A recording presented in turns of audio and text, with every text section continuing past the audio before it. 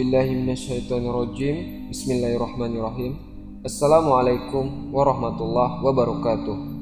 Alhamdulillahi wahdah, wassalatu wassalamu ala rasulillah. Sahabat Ferry Channel rahimakumullah. Apakah itu karomah? Ingat, karomah itu artinya keajaiban dunia. Keajaiban dunia itu ada 3. Pertama, mukjizat, dan itu hanya dimiliki para nabi dan rasul. Yang kedua, karomah itu dimiliki para wali-wali Allah dari kalangan para ulama dan orang-orang soleh. Dan yang ketiga, sihir, dan inilah yang dimiliki oleh dukun-dukun. Sekarang bahasanya diperhalus, yaitu paranormal atau orang pintar, padahal mereka adalah orang-orang bodoh. Imam Nawawi mengakui banyaknya karomah yang ada pada Asy-Syaikh Abdul Qadir Al-Jailani. Bahkan ini pun dikatakan oleh Al-Is bin Abdissalam bahwa tidak ada berita satupun yang masyhur dari para ulama dari karomah-karomah para masyahid yang lebih masyhur yang banyak diceritakan manusia melebihi karomahnya Syekh Abdul Qadir Jailani. Itu pengakuan ulama besar Al-Is bin Abdissalam. Bahkan Imam Az-Zahabi memuji luar biasa. Ingat, kalau sudah Imam Az-Zahabi yang berbicara, berarti orang ini bukan orang sembarangan. Kata Imam Zahabi, Abdul Qadir Al-Jailani adalah seorang syekh, seorang imam, seorang alim, orangnya paling juhud, paling cerdas, dan layak diikuti kehidupannya. Dan dia Syekhul Islam, dan dia memiliki alamat wali-wali Allah, Muhyiddin, penghidup agama. Kuliahnya Abu Muhammad Abdul Qadir Al-Jailani rahimahullahu ta'ala. Kemudian juga dikatakan oleh Al-Hafidh Ibn Hajar Al-Asqalani bahwa beliau adalah Syekh Abdul Qadir Al-Jailani, orang yang paling berpegang dengan undang-undang syariat. Bahkan dikatakan oleh Al-Imam Ibnu Qudamah Al-Maqdisi Ma'ruf Ibnu Qudamah, dia mengatakan, aku masuk ke Baghdad pada tahun 561 Hijriah. Ternyata semua ilmu orang-orang Baghdad, amalan orang-orang Baghdad, fatwa orang-orang Baghdad kembali kepada Syekh Abdul Qadir Al-Jailani. Lihat ujian yang luar biasa. Bahkan Ibnu Katsir juga memuji beliau dan mengatakan, kana fihi tazahada katsir. Beliau adalah orang yang memiliki sifat juhud yang banyak. Dan sekarang kita masuk ke dalam beberapa kisah yang menakjubkan dari Al-Imam Abdul Qadir Al-Jailani rahimahullahu ta'ala. Asy-Syaikh Abdul Qadir Jailani adalah orang yang sangat produktif, banyak karyanya. Di antaranya dia mengarang kitab Ighasatul Arifin wa Ghayatu Minal Wasidin, kemudian ada Busuluk, kemudian Tuhfatul Muttaqin wa Sabilul Arifin. Kemudian juga yang paling dikenal kitabnya adalah Ghunya Litali Bitoril Tilhab. Dan banyak lagi kitab-kitabnya beliau. Artinya beliau memang produktif, banyak karyanya, luar biasa, Masya Allah. Sebagaimana para ulama yang lainnya, Syekh Abdul Qadir Jailani ini ayahnya meninggal ketika ia dilahirkan beberapa bulan. Artinya Syekh Abdul Qadir Jailani ini anak yatim. Dan yang mencetak ia menjadi ulama besar itu adalah ibunya. Kita tahu bahwasanya madrasah pertama seorang anak adalah ibunya. Dan banyak para ulama-ulama dunia yang mencetak ulama adalah ibu-ibu mereka.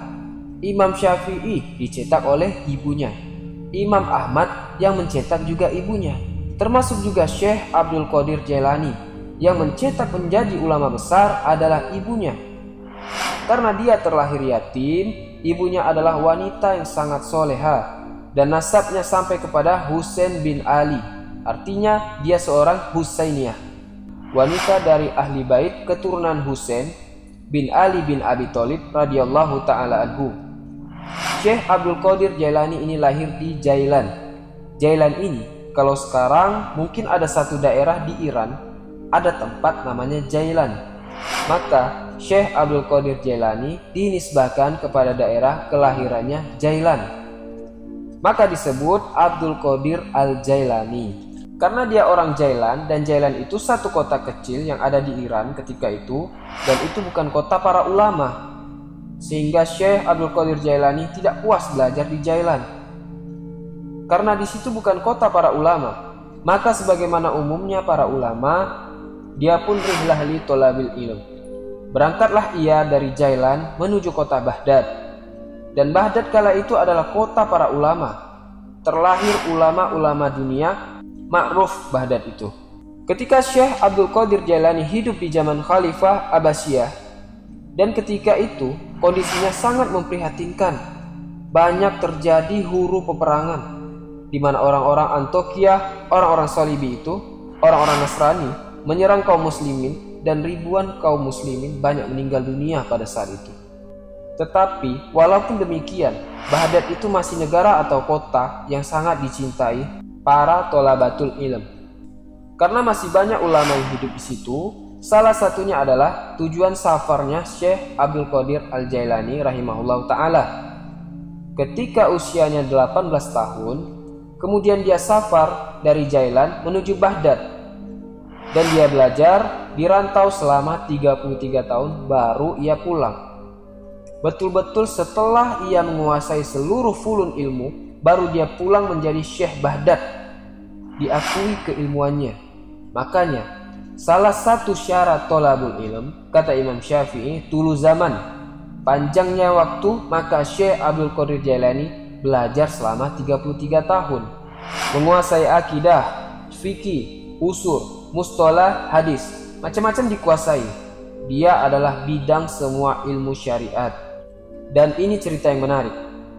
Ketika Syekh Abdul Qadir Jailani hendak berangkat safar dari Jailan menuju Baghdad, ibunya memberikan bekal 40 dirham. 1 dirham itu sama dengan 4 gram emas lebih. Ibu Syekh Abdul Qadir Jailani berpesan kepadanya, "Jangan kau berdusta nak kepada siapapun.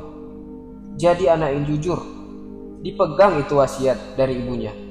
Berangkat ia dari Jailan menuju Baghdad. Allah takdirkan ketika ia bersama rombongan orang lain, bersama pedagang dan yang lainnya, Allah takdirkan di tengah jalan dirampok, dan datang para perampok ini, bajak padang pasir. Jadi dikepunglah rombongan tadi, yang termasuk di dalamnya ada Syekh Abdul Qadir Jailani. Maka semua barang-barang rombongan tadi diambil, dirampas oleh perampok. Giliran terakhir pada Syekh Abdul Qadir Jailani, "Kau punya barang apa?" kata perampok. Kata Syekh Abdul Qadir Jailani, "Saya punya 40 dinar." Dicari oleh perampok, tidak temu. Berkata perampok tadi, "Tadi kau bilang kau punya 40 dinar." Lalu Syekh Abdul Qadir Jailani bilang, "Iya, aku emang punya 40 dinar. Mana uang itu sekarang?" Maka dicari oleh Syekh Abdul Qadir Jailani, ketemu. Lalu ketua rampok ini heran, kenapa nih anak jujur? Karena Syekh Abdul Qadir Jailani ingat kepada pesan ibunya, jangan berdusta, walaupun yang nanya perampok, ngomong saja. Jadi perampok ini mengatakan kepada Syekh Abdul Qadir Jailani, "Kenapa kamu mengaku punya uang 40 dinar itu?" Maka dia mengatakan, "Karena aku sudah berjanji kepada Allah, kemudian kepada ibuku, dan kepada diriku sendiri. Aku tidak akan berdusta kepada siapapun, termasuk kau wahai para perampok." Dari situlah tersentuh hati perampok tadi. Dari sini si perampok seumur hidup tidak pernah nangis. Ketika itu ia meneteskan air mata karena melihat kejujuran Syekh Abdul Qadir Jailani. Dan setelah itu ia bertobat dari rampoknya. Subhanallah. Kemudian ketika Syekh Abdul Qadir Jailani sampai di kota Baghdad. Kota Baghdad itu ibu kota. Kota metropolitan, bahasa kita semuanya serba mahal. Sementara bekal Syekh Abdul Qadir Jailani hanya bisa dimakan beberapa bulan saja. Tidak bisa bertahan sampai bertahun-tahun, itu tidak bisa. Makanya disebutkan bagaimana kesabaran Syekh Abdul Qadir Jailani ketika menuntut ilmu. Disebutkan oleh Al-Hafidz Ibn Rajab Al-Hambali rahimahullahu ta'ala dalam kitabnya Jailut Tabaqat Al-Hambali. Jadi Syekh Abdul Qadir Jailani ini karena sudah kehabisan bekal, sama sekali tidak ada lagi yang bisa dimakan. Akhirnya dia pun selalu mendatangi ke sungai. Jadi di tepi sungai itu biasanya orang-orang pasar Kalau tidak laku, maka sayuran-sayurnya dibuang di sungai itu. Jadi Syekh Abdul Qadir Jailani kalau sudah tutup pasar, dia nunggu tuh di situ. Jadi kalau ada sayuran dibuang, diambilnya dan dibersihkan. Lalu ia pulang dan ia makan. Sampai suatu ketika memang lapar betul, maka sebagaimana kebiasaannya, karena ingat ia punya ijah, kemuliaan, dia tidak mau meminta kepada siapapun, tidak mau menjadi pengemis maknanya. Lah suatu ketika dia sudah menunggu, rupanya di sungai pun banyak juga orang yang seperti dia, kelaparan. Ketika sampai sudah habis sayuran dibuang itu karena diambil orang terlebih dahulu. 3 hari berturut-turut datang ke situ sudah nggak ada. Datang ke situ sudah nggak ada. Akhirnya 3 hari dia tidak makan, hanya minum saja. Lemas badannya, bahkan hampir mati. Terpaksalah dia kemudian duduk di majelis Yasin. Nah, ketika duduk itulah dia sudah lemah, sudah pasrah karena kelaparan. Rupanya ada anak muda dari kejauhan masuk masjid, bawa roti sama daging panggang, dimakan di hadapan Syekh Abdul Qadir Al-Jailani. Dari kejauhan ikut mangap juga karena tadi kan ia lapar. Akhirnya anak muda yang makan ini memperhatikan Syekh Abdul Qadir Jailani ini aneh. Didekati akhirnya dan ditanya, kamu ini siapa dan dari mana? Kemudian dia mengatakan, Ana Abdul Qadir dari Jailan. Kaget anak muda ini dan mengatakan, saya juga dari Jailan, sama dengan kamu. Siapa namamu tadi? Abdul Qadir. Siapa nama ayahmu? Si Fulan. Dan siapa nama ibumu? Si Fulan. Di mana kampungmu? Ini katanya Syekh Abdul Qadir Al-Jailani. Langsung gemetar orang ini dan mengatakan, sesungguhnya ibumu itu menitipkan uang kepadaku untuk dihantarkan kepadamu wahai Syekh, dan beberapa roti. Aku sudah putus asa mencari, katanya. Sampai roti yang ibumu titipkan ku makan juga. Tapi aku takut mengambil uangmu, sehingga terpaksa aku memakan bangkai. Karena darurat, rupanya Allah takdirkan di masjid ini bertemu denganmu wahai Abdul Qadir. Ini uang yang dititipkan ibumu kepadaku, ambillah. Tolong ikhlaskan roti ibumu yang sudah ku makan tadi. Jadi begitulah Syekh Abdul Qadir Jailani, kesabaran dalam menuntut ilmu. Dan ada kisah menarik juga disebutkan tentang perdebatan Syekh Abdul Qadir Jailani dengan syaitan. Debat dengan syaitan, dan itu disebutkan oleh Syekhul Islam, oleh Ibnu Taimiyah rahimahullahu ta'ala, dan dikatakan oleh Asy-Syaikh Shalih Al-Fauzan hafizahullahu ta'ala. Ini menunjukkan bagaimana kecerdasan fikihnya Syekh Abdul Qadir Jailani ketika berbantah dengan syaitan. Bagaimana kisahnya? Dijelaskan di suatu ketika beliau mengatakan, saya sedang safar dan ketika itu cuaca sangat panas sekali. Tiba-tiba ketika panas terik, saat itu matahari memancar luar biasa. Tiba-tiba ada awan dan awan itu menaungi kepalaku, menghalangi antara terik matahari dengan kepalaku. Dari situlah tiba-tiba dari awan yang menaungi diriku, kata Syekh Abdul Qadir Jailani, tiba-tiba ada yang menyeru dari langit sana. Ada yang menyeru mengatakan, ya Abdul Qadir, ana rabbuk. Wahai Abdul Qadir Jailani, saya adalah Rabbmu. Maka Syekh Abdul Qadir Jailani melihat ke langit dan mengatakan, apakah engkau adalah Allah yang tidak ada berhak disembah kecuali Dia? Maka kemudian suara itu ada lagi dari langit dan mengatakan, anna rabbuk, saya Tuhanmu.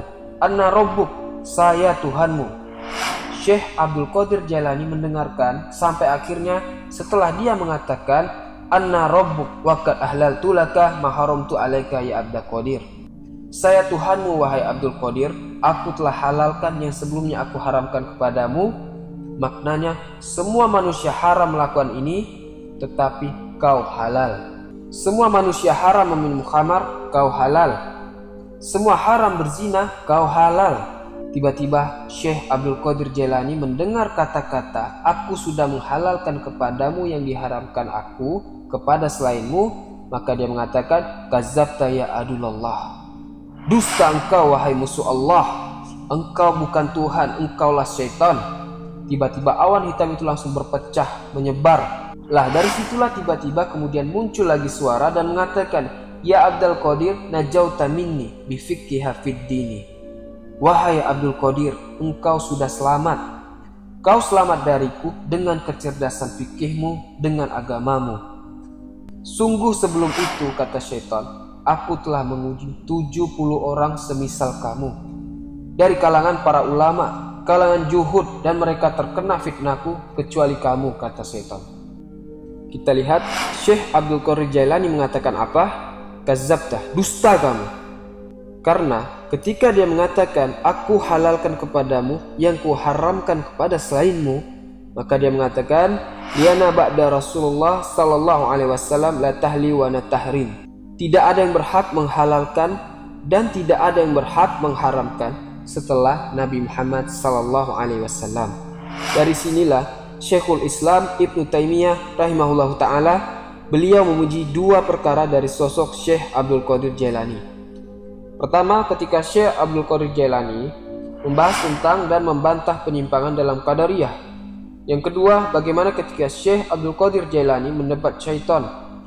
Dari sinilah kata Imam Ibnu Taimiyah, aku sangat mengagumi Syekh Abdul Qadir Jailani. Jadi, sahabat Qadir Channel yang dimuliakan oleh Allah, Syekh Abdul Qadir Jailani walaupun ia sudah menjadi ulama besar, tapi ia dikenal dengan keberaniannya. Dia tidak takut kecuali kepada Allah saja. Syekh Abdul Qadir Jailani tidak takut siapapun, sampai kepada penguasa juga dia tidak takut. Banyak perkataan emas Syekh Abdul Qadir Jailani yang kita bisa petik dari untayan-untayan dari kata mutiara beliau. Di antaranya beliau mengatakan, hai Alkitab wa Sunnah, terbanglah kau kejar kebenaran dengan dua sayap Al-Quran dan Sunnah. Kemudian beliau juga mengatakan, keluarkan dunia dari hati kalian, letakkan di tangan kalian, karena jika itu yang kalian lakukan, maka dunia tidak akan membahayakan kalian. Itulah juhud namanya, meletakkan dunia di tangan dan mengeluarkannya dari hati. Sebab kalau dunia lenyap, hati tidak terganggu, karena dia pasrah kepada Allah Azza wa Jalla. Itulah hakikat juhud. Walaupun dia kaya, selama kekayaan ada di tangan, hatinya diserahkan kepada Allah. Walaupun harta harus hilang, maka hati pun tidak mungkin terpikirkan dengan hilangnya harta. Kemudian beliau mengatakan, janganlah kalian menzolimi diri siapapun, walaupun dengan suudzon, karena Rob kalian tidak mungkin melewatkan kezoliman orang-orang yang zolim. Orang yang zolim itu terbatas. Tidak mungkin kalau dia menzolimi, kemudian betul-betul kita ini mendapatkan kecelakaan sesuai kehendaknya, itu tidak mungkin. Karena kezoliman yang dilakukannya pun sudah dicatat di Lauhil Mahfuz. Bahkan dalam di khutbahnya dia mengatakan, ayuhan nas, wahai manusia, wahai anak Adam, hiduplah kamu di dunia sesukamu, karena kematian akan mendatangi kamu. Cintai dunia sekehendakmu, karena dunia pasti akan meninggalkan kamu. Beramallah semampu kamu, karena sungguhnya Allah dengan amalanmu akan membalas seluruh amalan. Dan banyak kisah-kisah yang menarik, teman-teman. Syekh Abdul Qadir Jailani ini seorang ulama Hambali. Memang dia punya kelebihan kalau dia berceramah. Memang dia seorang orator. Orang itu mudah menangis apabila mendengar kata-kata Syekh Abdul Qadir Jailani. Makanya kalau dia membuka majelis ilmu, majelis taklim itu, yang datang ngaji setiap kali menyampaikan kajian 70.000 orang. Para tholabatul ilm itu penuh di masjidnya itu. Teman-teman bayangkan satu kali kajian itu. Makanya kemudian terlahir ulama dari Syekh Abdul Qadir Jailani. Dan banyak para ulama sejaman dia mengambil akhlaknya, mengambil fatwanya. Dan dia melahirkan ulama-ulama dunia setelahnya.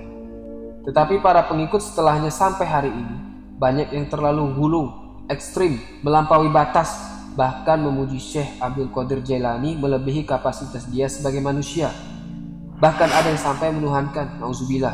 Dia manusia, dia ulama, sama seperti ulama-ulama yang lainnya. Karyanya banyak. Terkadang orang-orang yang mengkultuskan Syekh Abdul Qadir Jailani, dia sendiri tidak paham siapa itu Syekh Abdul Qadir Jailani. Bagaimana karya-karyanya, bagaimana pengetahuannya, bagaimana pendapat-pendapat dia di seputar sholat, seputar zakat, seputar puasa, muamalah. Karena tidak paham, dia hanya terbawa cerita orang, terkadang cerita khurafat yang ditimbulkan yang tidak ada sanad kepada beliau. Akhirnya mengkultuskan sampai menuhankan. Nauzubillah. Ingat teman-teman, manusia tetaplah manusia. Kita hargai dia seorang ulama besar, ulama hadis, ulama tafsir, ulama fikih, sama dengan ulama-ulama yang lainnya. Dan kita mendoakan rahimahullah, semoga Allah merahmati Asy-Syaikh Abdul Qadir Al-Jailani. Apalagi nasab beliau memang dua-duanya keturunan Hasan dan Husain. Dari jalur bapaknya Hasan dan dari jalur ibunya adalah Husain. Dan kita tidak menafikan banyaknya karomah dari Syekh Abdul Qadir Jailani. Dan sekali lagi, beliau sangat terpengaruh dengan pemahaman Al-Imam Abu Abid Al-Ghazali. Ini kisahnya juga sangat menarik. Imam Al-Ghazali. Insya Allah kita juga akan mengkisahkan beliau. Dan beliau juga adalah guru juga dari Asy-Syaikh Abdul Qadir Al-Jailani rahimahullah ta'ala. Teman-teman, semoga video ini bermanfaat. Yang baik datangnya dari Allah, yang buruk dari saya sendiri. Subhanakallahumma wa bihamdika asyhadu an la ilaha illa anta astaghfiruka wa atubu ilaik. Assalamualaikum warahmatullahi wabarakatuh.